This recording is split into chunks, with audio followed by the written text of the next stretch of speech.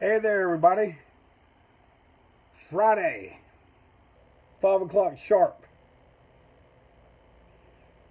The unimpeachable president for life, Jeff Clayton, here to talk to you about some stuff. All right. Yeah, this is going to be the one you've all been waiting on today. But I'm going to talk a little bit while everyone's getting in.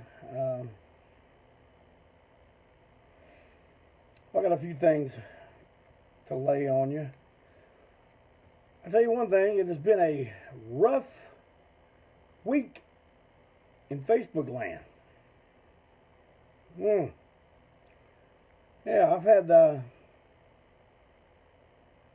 I had a friend, a friend of many, many years, wish me dead this week.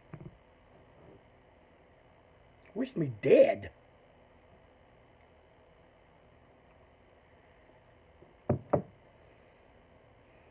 All had to do with the states opening up stuff, which I'm all for it. Let's get them back open. Let's get back to work. Wished me dead.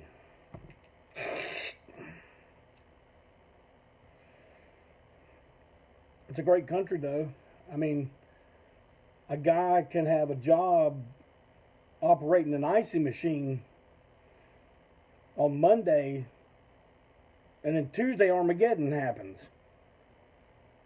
And through lockdown, he's able to take some really advanced courses on Facebook, studying memes, and just because it was on someone else's page gives it total validity. But he goes from icy machine operator to infectious disease professional, like expert. I love it. To all the experts, to all the Facebook experts out there. How about that? All right. Anyway, some really nice things happened this week, though. First of all, when I do these things, I like to have me a nice cup of hot tea. Well, the Dean of Sods has sent me a brand new tea mug with Jackie B. Goforth on it, doing his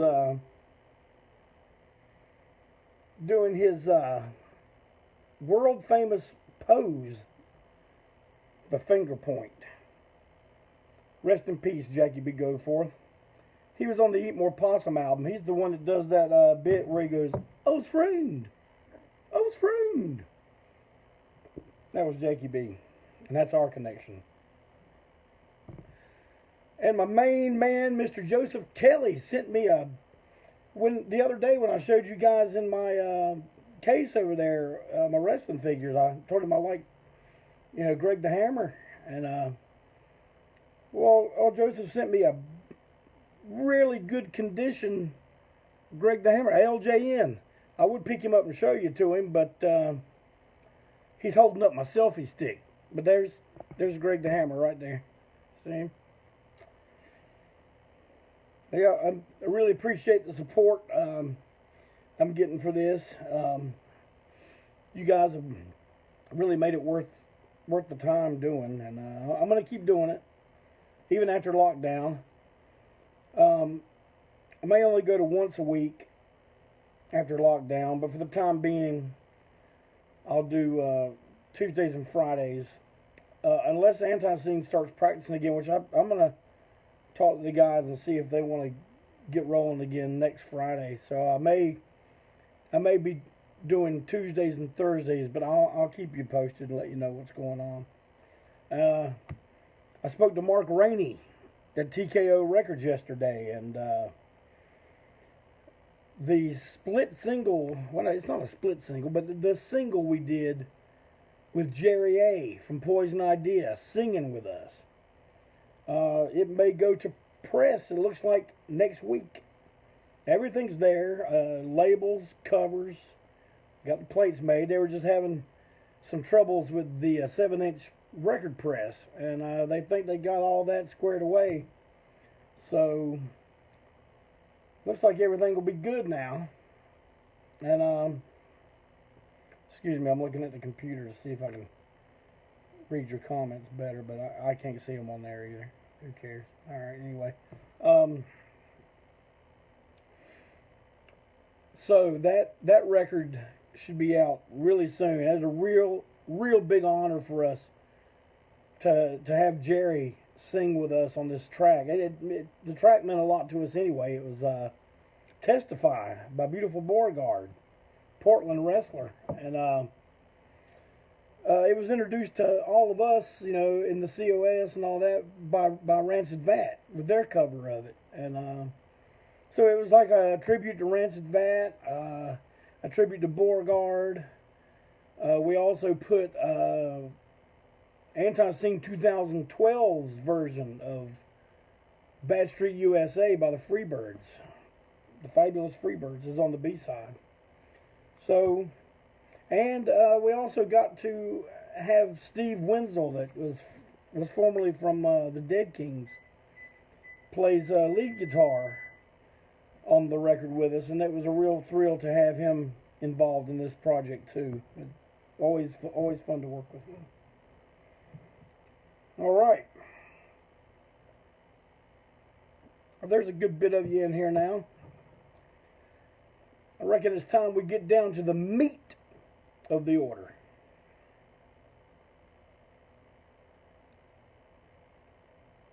When we met GG Allin.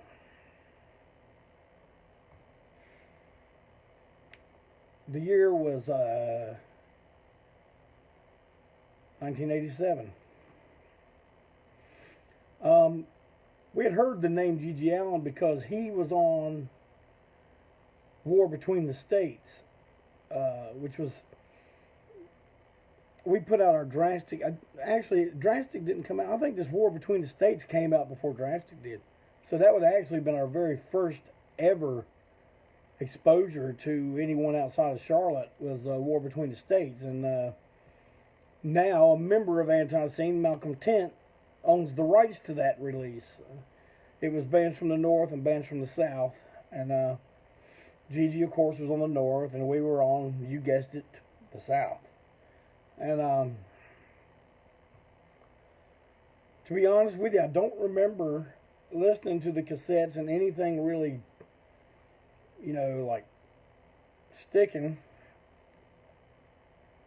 I don't even know what songs Gigi had on that, but I don't know. Maybe it's just because I didn't know any of it that was on there, and was excited about us being released for the first time. But later on, we considered ourselves a pretty confrontational band. I mean, we had our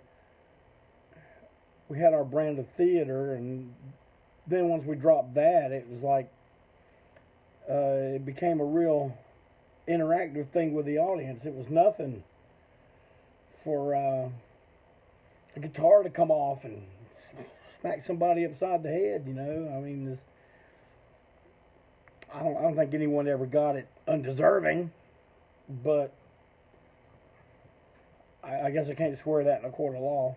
But it was, our shows were considered rough.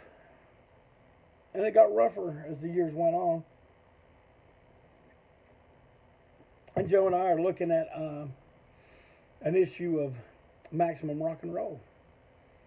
And there's an interview with this fella, GG Allin, in a one-page interview. And unless you read it, I mean, I wouldn't have known it was anything of, great interest to us at that time until you start reading about, what kind of show this guy does. We're like, damn, man, this guy's like,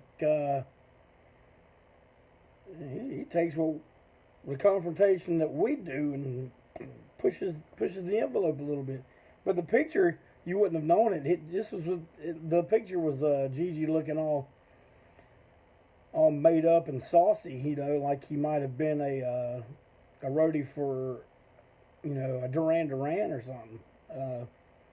It was his New York City Tonight phase, I guess. And we read it, and I don't know. if you remember seeing Maximum Rock and Roll and seeing all the ads and people with stuff in there, man, GG would put ads in there all the time in the classifieds and stuff like that. And he'd always put his phone number. Always put his phone number. And we just, one day, Jay and I was like, man, you know, if this guy is what he says he is, we got to see this.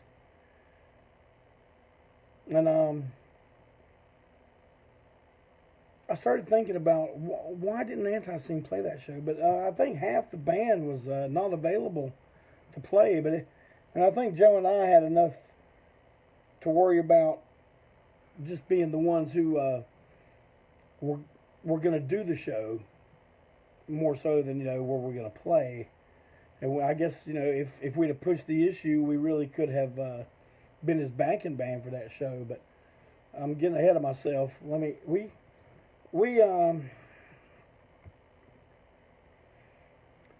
Joe either wrote him a letter or he called that phone number and got an answering machine. I'm thinking Joe wrote a letter. That was Joe's thing, writing letters. And in the letter, he wrote, "Hey, GG Allin, why don't you bring that 1-inch dick of yours down here to the South and do a real fucking show?"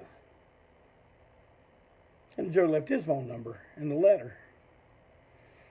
And I remember Joe calling one day and was like, "Man, you have got to come over here and listen to this." So I come over and we listened to his answering machine. And you know the spoken word part on the Freaks, Faggots, Drunks, and Junkies record?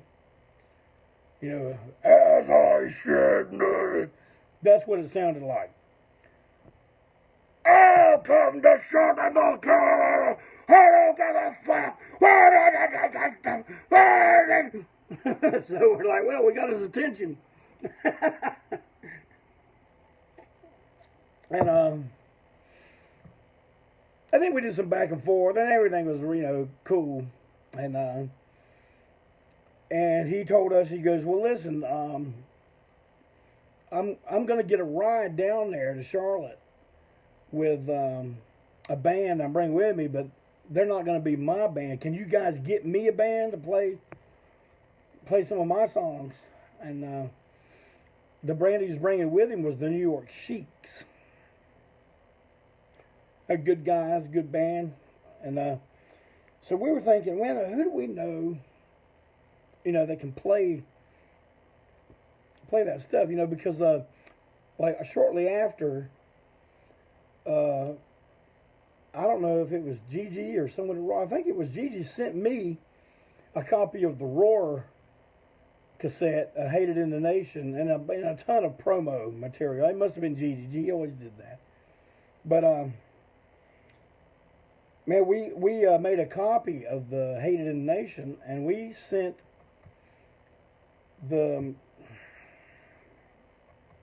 cassette down to these guys that Joe and I had booked at the Church of Musical Awareness.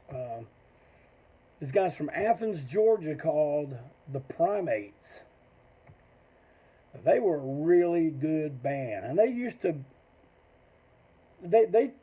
I guess they toured with a group called Mercyland. I may be wrong about that. I don't know, but I think Mercyland went on to get, you know, some kind of indie rock fame. But man, we were about the Primates. They just looked like these working class dudes playing this music, and they were shit hot, and they were all good at what they did, and we know and we asked them, and man, they were like, yes, you know. So we sent the cassette down, and I'm sure one of them got in touch with me at one point and said, yeah, we've got you know, like 8 songs, because, you know, from what we'd heard, chances are it wasn't going to go much past 8 songs. And it might have been 6, it might have been 10, but I'm thinking 8. But All right, so everything's set. Let me describe the Church of Musical Awareness to you. It was a cinder block building. Nothing fancy about it at all. Rectangle. There was a glass window in the front, covered with a big piece of plywood. There's a door there that stayed locked all the time. It was, concrete floor. There was a couch sitting in the middle of the thing. A stage about, 6 inches tall. The PA was a little trainer, a vocal PA that Joe and I had, that we did shows there. We used it for practice with ANTiSEEN. And, we'd had groups there like SNFU and the Straw Dogs and I don't know who else. We started getting a lot of bands through there. But here was the problem.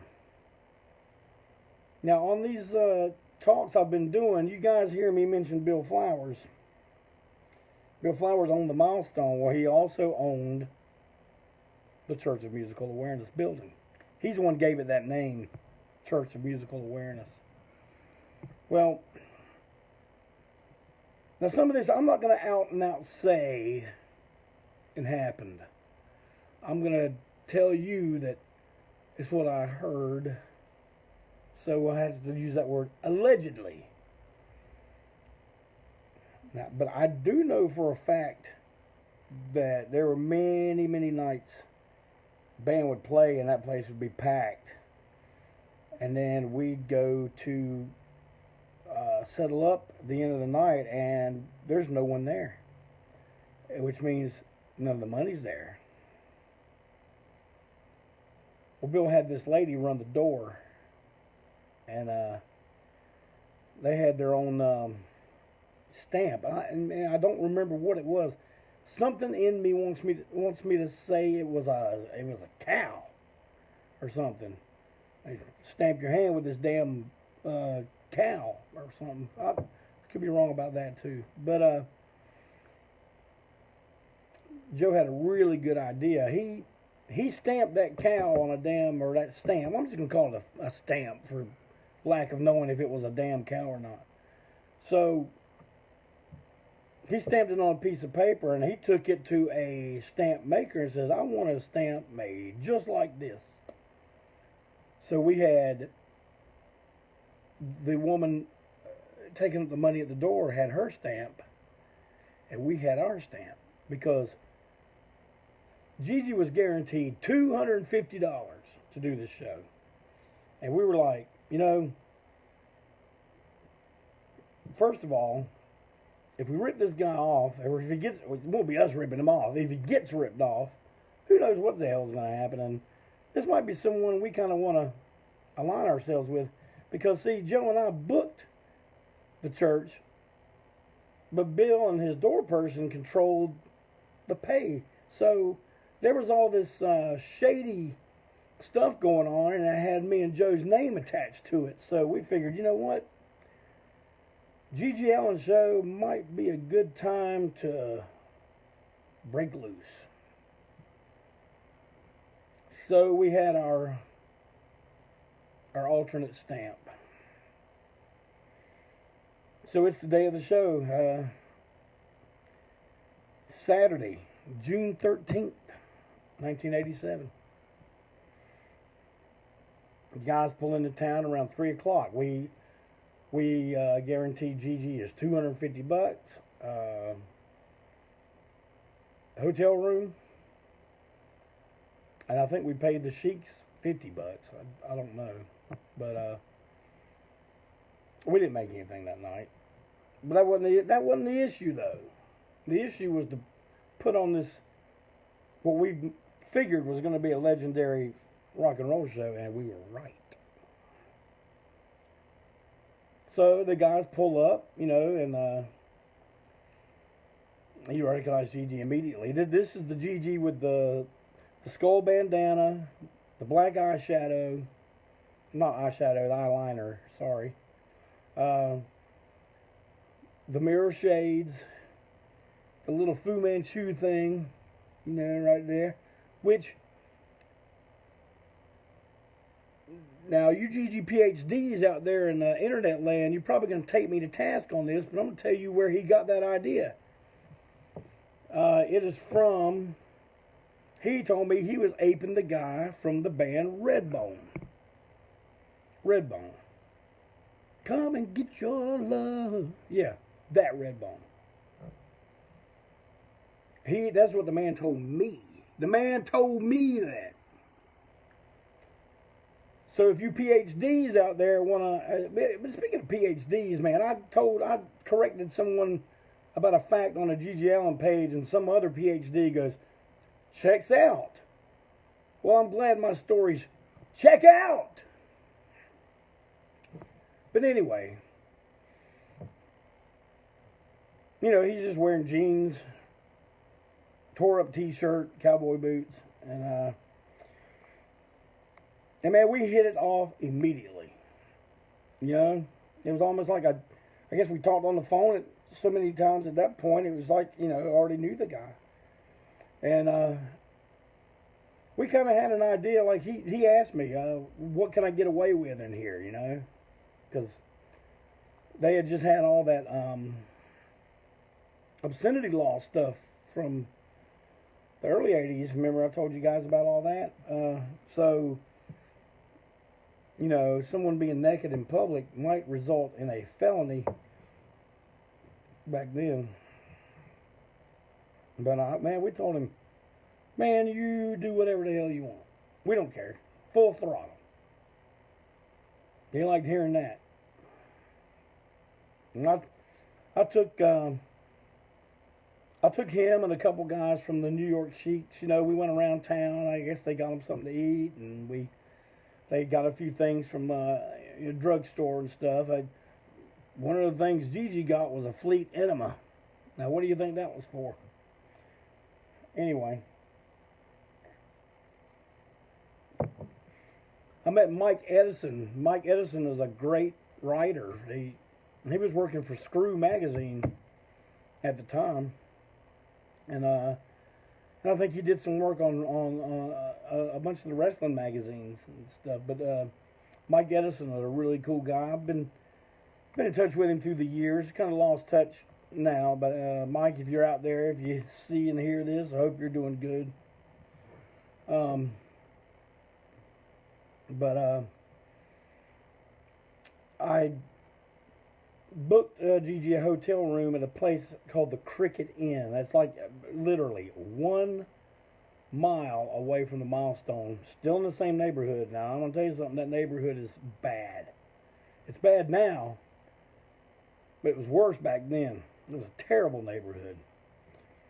But the hotel was like right on the interstate, and it was called the Cricket Inn. Now it's called a Knights Inn.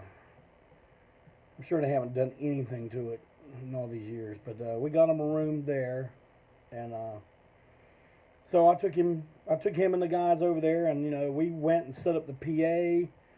We provided the whole back line, the drum set, the guitar amp, bass amp, everything, and we just basically did the sound check. I think when it was showtime, the Sheiks came in, and you know, we told Gigi that he could stay at the hotel until it was time to go. That one of us would come get him, and he'd just go right to the stage. And he liked that idea too. But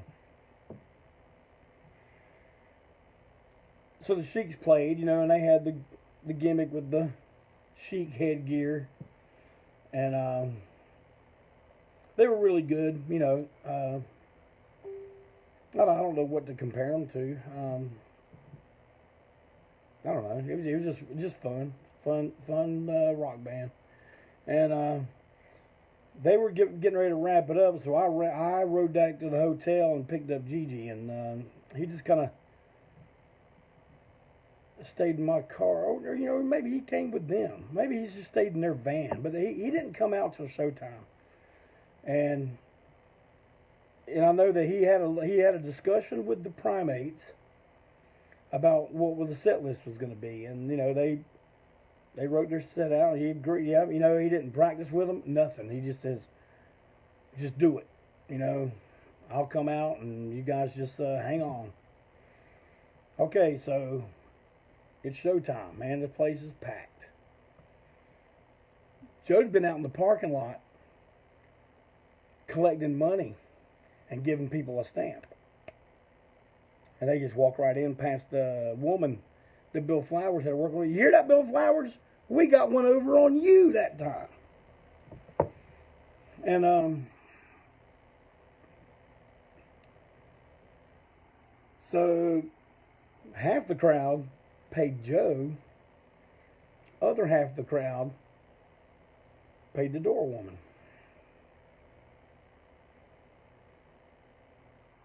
Well, man, those guys, the primates, man, they start. They're playing that slow, dirgy, bluesy thing that I guess ended up being Eat My Diarrhea. And man, first song, here he comes. Not wearing nothing but boots.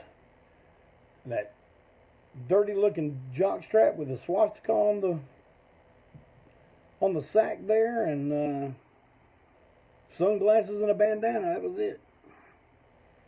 Well, he walks in at the crowd, back and forth, off the stage, off the stage, on the stage. Then he just turns around,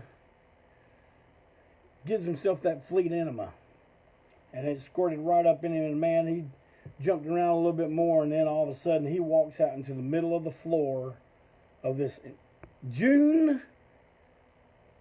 It's June 13th. It's hot as fuck. It's the South. It's humid. This place is a dirty-ass concrete block building. Hardly any ventilation in it. Well, man, he just turns around with his back to the audience, ass out, shits right on the floor. Well, now they're running in circles now, trying to get around him, not step in the shit, and get to the door.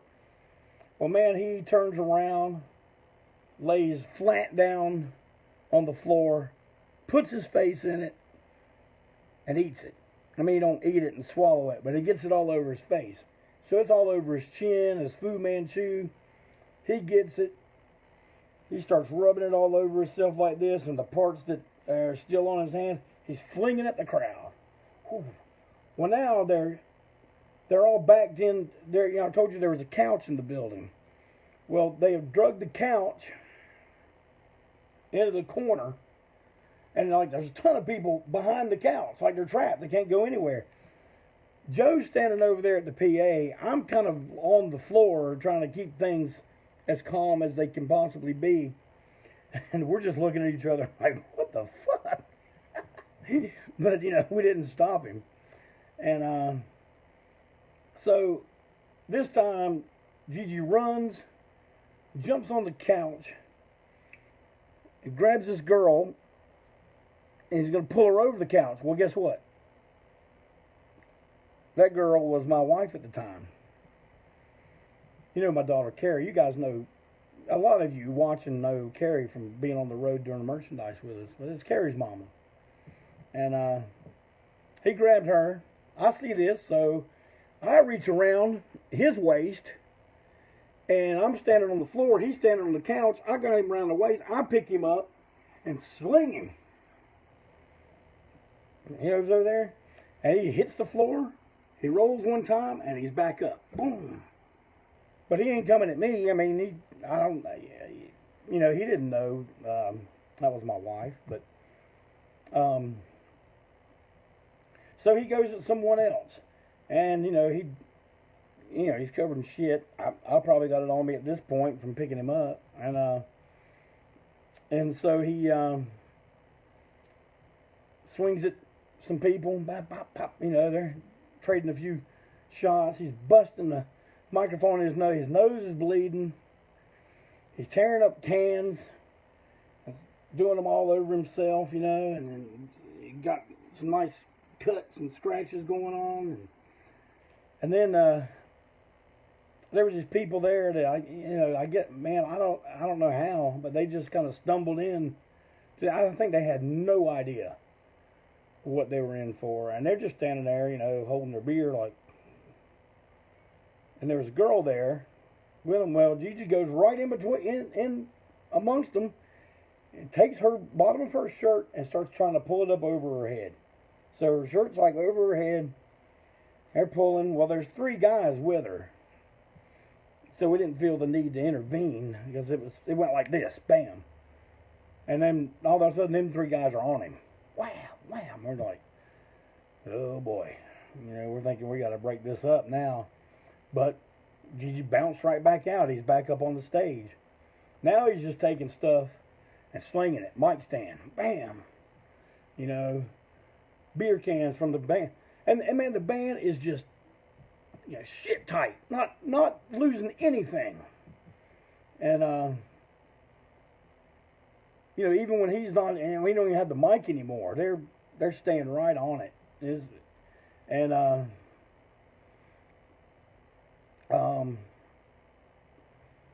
A guy we know who's no longer with us, his name was Avery Whitlow, was standing right in front of the stage, and I don't know what happened.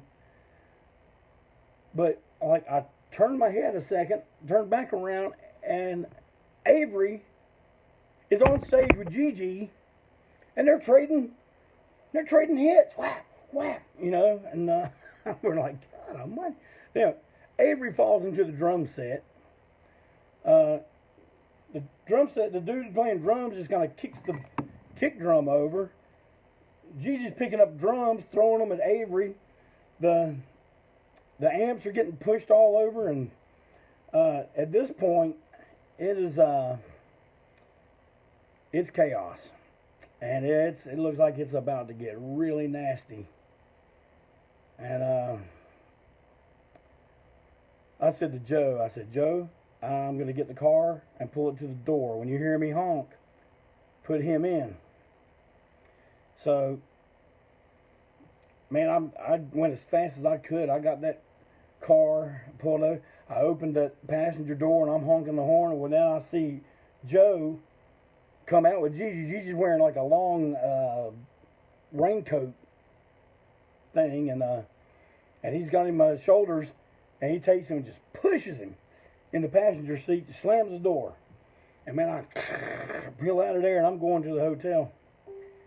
And we're just in those little streets of that area back behind Tuckasegee, and I just looked over at him, and he looked over at me, and we just started laughing.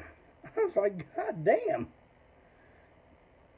And then I get him to the hotel, and I was like, he's going to clean up. And I said, man, I'm going to come back later. I'm going to go make sure everything's cool there, and we'll bring you your money.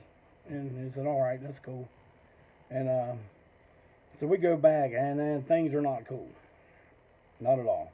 Cops are there. So, there's only one cop. I didn't make it sound worse than it was. One cop showed up, and I'm talking to him, and he's telling me, I'm hearing tell of blah, blah, blah. And I'm just like, I said, no, it's over. Show's over. We're trying to get everybody out of here, and, kind of trying to diffuse the situation. I posed for a picture with the cop, and I go in, and man, those people, that little group of people that Gigi attacked, pulled the girl up toward the stage, they were hot. And I guess someone tipped them off to where Gigi was, and they were out there, and they were yelling at the cop and everything. And man, me and Joe were, and by the way, the door woman is already history. So, so we're in there, man. There was not a lot we could do. We just go to the sink and get a bucket of water and keep dumping it on the shit until it went out the door, and it still stunk in there for a while. But, we packed up our PA and the equipment and everything, I don't know.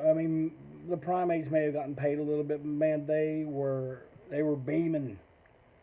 They knew they had just played a historic show, you know. And, so we said goodbye to them. They took off back to Athens, and so we go back to the hotel. Well, by this time, that cop had gotten some backup, and I think the cops were already at the hotel, and here comes those people with the other cop.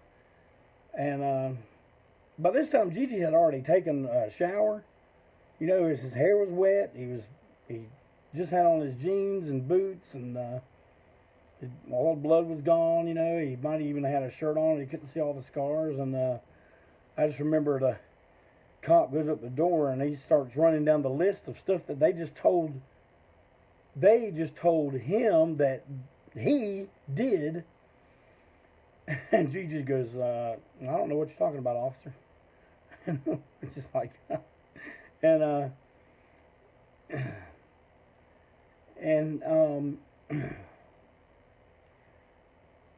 you know, the people are they're beside themselves, and they're yelling, screaming, they're gonna kill him, blah blah blah blah blah. You know, so Joe shows up. Joe's got all the money. He paid everybody, you know, and we stuck around for a little bit. I must have stuck around for a few hours. Me and Gigi sat out on the stairwell of the place and talked for hours. And that night, that was the beginning of the partnership that would happen later down the road with us and Gigi. From that night forward, he stayed in touch. Like a week or two later, you know, I got a big package from him with, you know, all kind of like the Screw magazine that had him in it, you know, all kind of stuff. And man, this just kept going for years and years, you know. And he told Merle that when we were coming up north, you know, that we were all right, we were good people, you know, and for him to come and introduce himself. And that's when we met Merle at when we were touring Green Streets, and that would be in the spring of 1988. And a friend of mine named Mike Cook was at this show, and he recorded the entire show on a cassette player. And man, what happened to the original cassette at this point, I do not know, but I know we pulled songs off of it, and our good buddy Jimmy Repo at Repo Records, he's the one that put out the classic 7-inch Carolina in My Ass. We designed the cover, you know, and everything, and Jimmy Repo is the one that put that record out. I talk to Jimmy every other day, every couple days, you know, and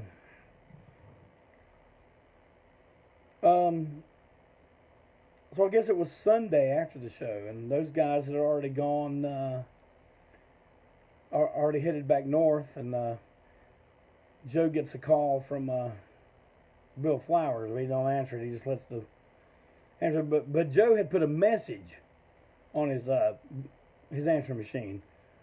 You know, hey everybody, this is Joe Young. GG Allin just came and conquered Charlotte, North Carolina. If you missed it, well then you missed it. You know, something along that line. Well, the thing goes beep. It's Bill Flowers. Yeah. Bill Flowers here. And I want to say, GG Allin comes to town. He puts a conquering on my damn billfold too. You know, this ain't adding up, Joe. Yeah, he figured out what happened at that point. But at this point, man, we didn't care. We'd gone toe to toe with him since the beginning of our band and before. And now it was just time to break ties. And I don't think I ever spoke to him ever again. As of this day, today, I've never spoke to Bill Flowers since then. Well, there you go. GG story. First of many. There'll be more. And I'll give you a heads up when I'm going to give the next one. But you know what the next one's going to be? The next one will be, not the next thing I do, but the next GG story will be when we record the album with him. Because, you know, when I ended the ANTiSEEN history last week, it was around Blood of Freaks time. So, 88. And when, you know, we go into 89, GG goes to jail. Then around 90, 91 is in 91 is when one of the greatest albums ever made was made. Well, once again, I want to say thank you to everybody for stopping in. We'll resume ANTiSEEN history next week. And keep your questions coming in, man. I've been jotting down a bunch of your questions because at some point I may just do a I'll read your questions and answer them on the show, you know, and that's what the show, like I'm Howard Stern or something. But you know, when I do these things, you know, I'll just answer a bunch of your questions one day. And so until then, everybody hang tight, hang tough. Do not live in fear. Tune in Sunday, ANTiSEEN page, Malcolm Tent, live, part 2. Good night, everybody.